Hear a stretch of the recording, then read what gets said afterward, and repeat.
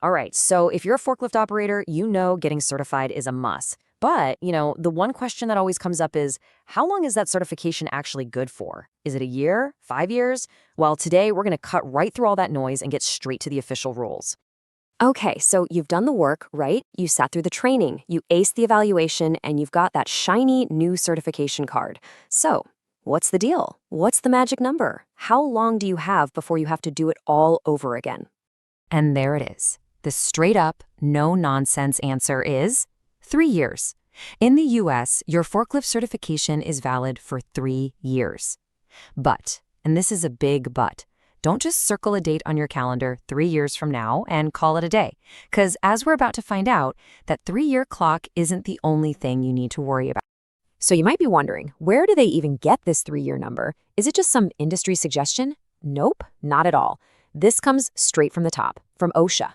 That's the Occupational Safety and Health Administration. This is a federal standard, which means it's the law of the land for workplaces all across the country.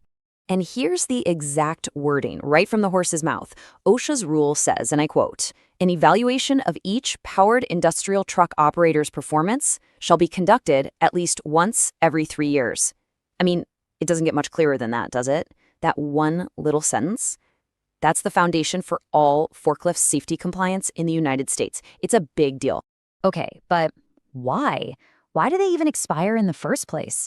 Is it just to make us jump through hoops? Absolutely not. It all boils down to one simple, incredibly important word: safety. Think of it less like a bureaucratic headache and more like a built-in safety checkup. It's a proactive measure that literally saves lives. So, this 3-year cycle, it's doing a lot of heavy lifting. For one, it makes sure you're up to date on any new safety standards or technology. But maybe even more important, it's a chance to hit the reset button. You know how easy it is to pick up little bad habits over time?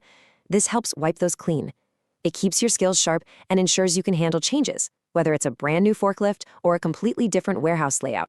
All right, remember how I said the calendar isn't the only thing that matters? Well, this is what I was talking about. There are some really specific situations, what we call triggers, that can force you to recertify right away, even if you just got certified yesterday. Yeah, you really can't just set it and forget it. You have to be aware of these on-the-job red flags. When one of these things happens, it's like a big flashing sign that says, time for a refresher, and you have to act on it immediately. It's all about safety and staying compliant. So what are these big 4 triggers? Let's break them down. Number 1, if you're seen driving the forklift in an unsafe way. Simple as that. Number 2, if you're involved in an accident or even a near miss, a close call, that counts too. Number 3, if you get assigned to a completely different type of forklift. Maybe you're moving from a classic sit-down forklift to a narrow aisle reach truck. That's a whole new ballgame. And finally, number 4, if your work environment changes in a major way, like they totally reconfigure the warehouse aisles. Any one of those? Boom. It's time to get retrained and reevaluated, period. Okay, so now we know the rules, but just knowing them isn't enough, right?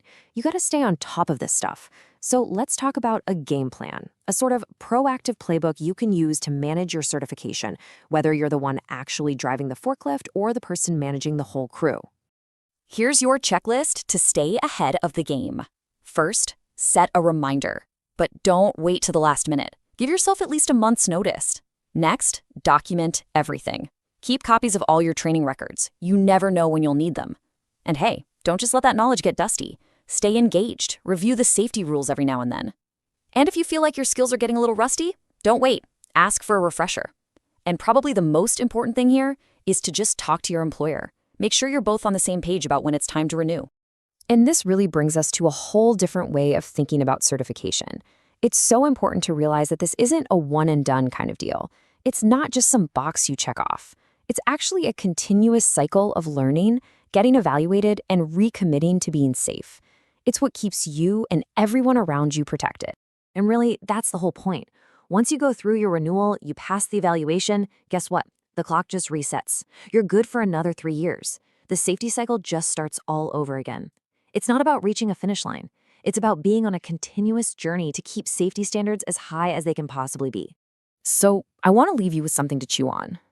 Think about that certification card. Is it just a piece of plastic you have to carry in your wallet? Or does it represent something more? Is it a symbol of your daily commitment to keeping yourself and your coworkers safe?